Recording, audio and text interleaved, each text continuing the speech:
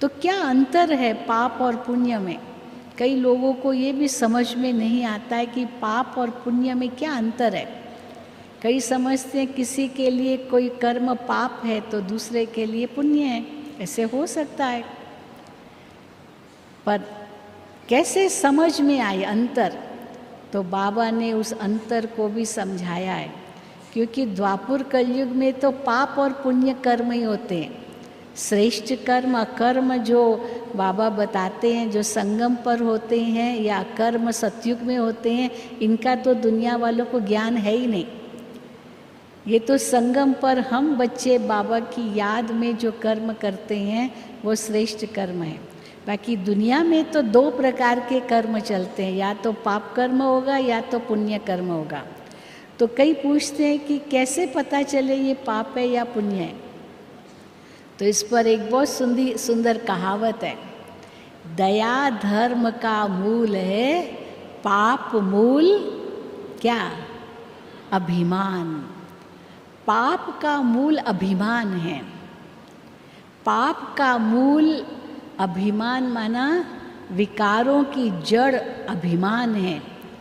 और जो भी कर्म अभिमान के वश किया गया, जिसके कारण सारे विकार पनपते हैं, वो सब पाप के खाते में जाएंगे। इसीलिए कोई कहे मैं कैसे कहूँ कि कैसे समझो ये पाप है या पुण्य है। कई बार हमारी माताएं, भोली भाली माताएं, अब घर से छुट्टी नहीं मिलती है तो थोड़ा झूठ बोल कर आ जाती है। मैंने भी बहुत झूठ बोले हैं घर में।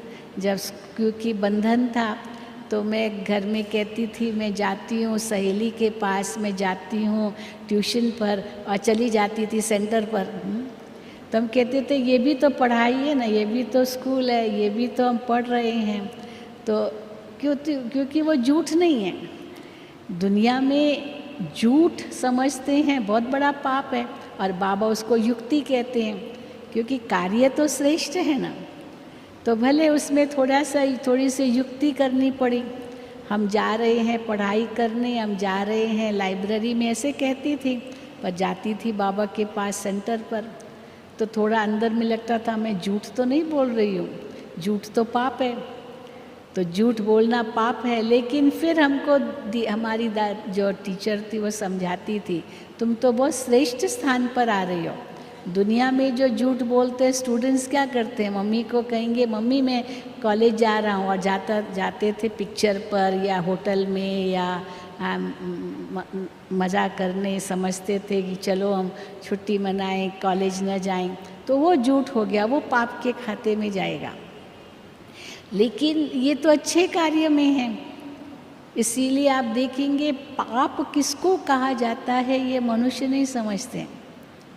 तो कई समझते झूठ बोलना पाप है।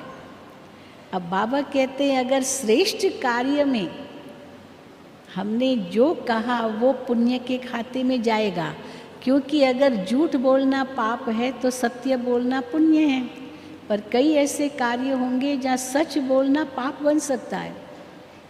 हम मिसाल देते हैं कि कोई गलत काम करना चाहता है और हम उसको मदद कर रहे हैं, सच बता रहे हैं क्योंकि उसको वो गलत काम करना है, तो वो उसका तो पाप बनेगा, पर हमारा भी उनके साथ पाप बनेगा, क्योंकि भले सच बताया लेकिन है तो पाप का कार्य।